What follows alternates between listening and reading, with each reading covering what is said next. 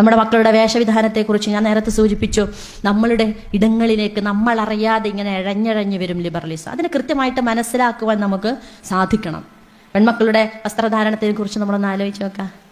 ഉമ്മ എന്താ പറയുന്നത് ചോദിക്കല്ലേ, ഉപ്പ എന്താ പറയുന്നത്, എനിക്കെന്താ ഇപ്പോൾ പ്രശ്നം? മുമ്പ് നമ്മൾ എങ്ങനെയാണ് ഹിജാബ് ഇട്ടുകൊണ്ടിരുന്നത്? എങ്ങനെയാണ് ഹിജാബ് ഇട്ടുകൊണ്ടിരുന്നതെന്ന് പറഞ്ഞാൽ നമുക്കൊരു ഹിജാബ് ഇടലുണ്ടായിരുന്നു. പക്ഷെ മോളെ നീ ഇപ്പോട്ടത് ഹിജാബാണോ? ആണല്ലോ, എല്ലായിടത്തും പറഞ്ഞിട്ടുണ്ടല്ലോ, ഞാൻ ഓക്കെ ആണല്ലോ.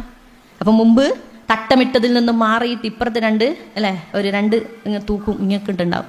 പിന്നെ മെല്ലെ മെല്ലെ ഒരു തൂക്കം എന്തുണ്ടാവും, അപ്പുറത്തേക്ക് വീഴും.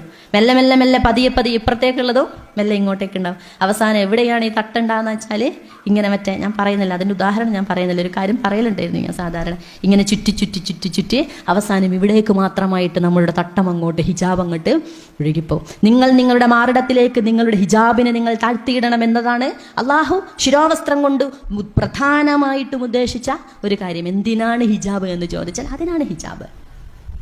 പക്ഷെ അത് മറന്നിട്ട് എന്തിനാണോ ഹിജാബ് എന്ന അർത്ഥത്തിലേക്ക് മെല്ലെ മെല്ലെ മെല്ലെ മെല്ലെ ഓരോന്നും നമ്മൾ ഇടയ്ക്ക് അങ്ങനെയല്ല മോളെ എന്ന് പറഞ്ഞാൽ ഏത് കാലത്തു നിന്നാണ് ഉമ്മ എഴുന്നേറ്റ് വരുന്നത്, എന്തിനാണ് ഇങ്ങനെ എന്നോട് നോ പറയുന്നത് എന്ന അർത്ഥത്തിലേക്കാണോ നമ്മുടെ മക്കൾ പോകുന്നത്? അതല്ല, അതിൻ്റെ കാര്യഗൗരവത്തെ കൃത്യമായിട്ട് പറയുകയും മനസ്സിലാക്കുകയും ചെയ്യുന്ന വിധത്തിൽ നമ്മുടെ മക്കൾ നമ്മുടെ കൂടെയുണ്ടോ എന്ന് തീർച്ചയായിട്ടും നമ്മളൊന്ന് ആത്മപരിശോധനയ്ക്ക് വിധേയമാക്കണം. കാരണം അവർ ക്യാമ്പസിൽ ഒറ്റപ്പെടുത്തുന്നുണ്ട്, റീൽസുകൾ അവരെ വഴിതെറ്റിക്കുന്നുണ്ട്, പലതും അവരോട് പറഞ്ഞുകൊണ്ടേയിരിക്കുന്നത്. ഇത് പഴഞ്ചനാണോ എന്നതാണ് അവർ നിരന്തരമായി കേട്ടുകൊണ്ടേയിരിക്കുന്നത്. അതുകൊണ്ട് ഇത് പഴഞ്ചനല്ല. നിങ്ങൾക്ക് കോൺഫിഡൻസോടുകൂടി പൊതുസമൂഹത്തിൽ ഇറങ്ങുവാൻ വേണ്ടിയിട്ടുള്ളതാണെന്ത് ഹിജാബ്.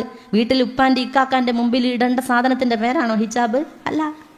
അവിടെ ഇടുന്ന ഒരു വസ്ത്രത്തിൻ്റെ പേരല്ല ഹിജാബ്. മറിച്ച് പുറത്തേക്ക് ഇറങ്ങുമ്പോൾ എനിക്ക് കോൺഫിഡൻസോടുകൂടി പൊതുസമൂഹത്തിൽ അഭിമുഖീകരിക്കുവാൻ എൻ്റെ റബ്ബെനിക്ക് നൽകിയ അതിമനോഹരമായ വസ്ത്രത്തിൻ്റെ പേര് കൂടിയാണെന്ത് ഹിജാബ് എന്ന് നമ്മുടെ മക്കളെ പഠിപ്പിക്കുവാൻ നമുക്ക് സാധിക്കണം.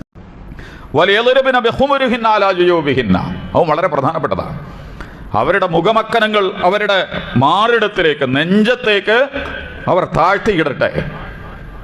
നമ്മുടെ ഉമ്മയും പെങ്ങളും മകളും ഒക്കെ പുറത്തിറങ്ങുന്നുണ്ടെങ്കിൽ എന്ത് ചെയ്യണം? തലയിലിട്ട സാധനം മാറിടം വരെ മറഞ്ഞു കിടക്കണം. തള്ള പറഞ്ഞാണ്, വേണമെങ്കിൽ നിങ്ങൾക്ക് വേണ്ടാന്നൊക്കെ, പ്രശ്നമൊന്നുമില്ല. പക്ഷെ അള്ളാൻ്റെ അടുത്തേക്ക് നിസ്കരിച്ച് മാത്രമാണ് ചെല്ലാനൊന്നും പറ്റൂല. ഞങ്ങൾ നിസ്കരിച്ചിരുന്നു എന്ന് പറഞ്ഞാണ്ട് നിങ്ങളെ മകളെക്കുറിച്ചും നിങ്ങളെ ഇണയെക്കുറിച്ചും നിങ്ങളെ ഭാര്യ ഉമ്മാനെക്കുറിച്ചും പെങ്ങളെക്കുറിച്ചും ഒക്കെ നിങ്ങളോട് ചോദിക്കുമല്ലോ. അവരോട് ചോദിക്കും. നിങ്ങൾ പറഞ്ഞാൽ മതി, ബാക്കി അവർക്ക് വിട്ടുകൊടുക്കുക. എന്നോട് ഇതേ എനിക്ക് പറയാനുള്ളൂ, ഇതല്ല പറഞ്ഞതാണ്. നിന്റെ മാറിടം താഴ്ത്തി മറച്ചു വെച്ചിട്ട്, ഇത് തുറക്കാനുള്ള പരിപാടിയാണ് ഇപ്പോൾ മൊത്തം നടന്നുകൊണ്ടിരിക്കുന്നത്. നമ്മുടെ സ്ത്രീ വസ്ത്രങ്ങളിലൊക്കെ ഇവിടെയാണ് ഏറ്റവും കൂടുതൽ അലങ്കാരം കാണുക. ഉണ്ടല്ലോ നിങ്ങൾ, എന്തിനാണത്? ഇവിടെ ഒന്നും ഇല്ലാതിരിക്കാൻ. പെണ്ണുങ്ങൾക്ക് ഇറങ്ങണ എല്ലാ വസ്ത്രത്തിന്റെ അലങ്കാര സമയങ്ങളും ഇവിടെ ഇസ്ലാം പറയണത് ആ ഭാഗമാണ് മറക്കാൻ. ഇവിടെ താഴ്ത്തിയിടാനാണ് പറയുന്നത്. അത് താഴ്ത്തിയിടാതിരിക്കാൻ വേണ്ടിയിട്ട് ഇവിടെ ഭയങ്കര പണിയാണ്, വർക്കാണ് ചെയ്യിക്കുക. നിങ്ങൾ ഒരു വസ്ത്രം എടുക്കാൻ പോയിക്കൊണ്ട് ഏത് വർക്കിന്റെ അടിസ്ഥാനം ഇവിടെ ഇരിക്കും. അപ്പം അള്ള പറഞ്ഞതാ, നിങ്ങളെ മകളും സ്കൂളിൽ പോണ പെൺകുട്ടിയും നിങ്ങളെ ഭാര്യയും ഇടയും ഒക്കെ പുറത്തിറങ്ങുമ്പോൾ എങ്ങനെയാണ് പോകാറുള്ളത്? വലാ യുബ്ദീന സീനതഹുന്ന, അവരുടെ അലങ്കാരങ്ങൾ അവർ പ്രകടിപ്പിക്കരുത്, പ്രദർശിപ്പിക്കരുത്. ഇല്ലാ ലിബഉലതിഹിന്ന, അവരുടെ ഭർത്താക്കന്മാരുടെ മുമ്പിലല്ലാതെ. കണ്ടോളെയും മുമ്പിലൊക്കെ പോയിട്ട് ശരീരത്തിൻ്റെ അലങ്കാരങ്ങൾ നിങ്ങൾ പ്രകടിപ്പിക്കാൻ പാടില്ല. ആണിനോടും പെണ്ണിനോടാണ് ഇത് പ്രത്യേകിച്ച് പറയുന്നത്.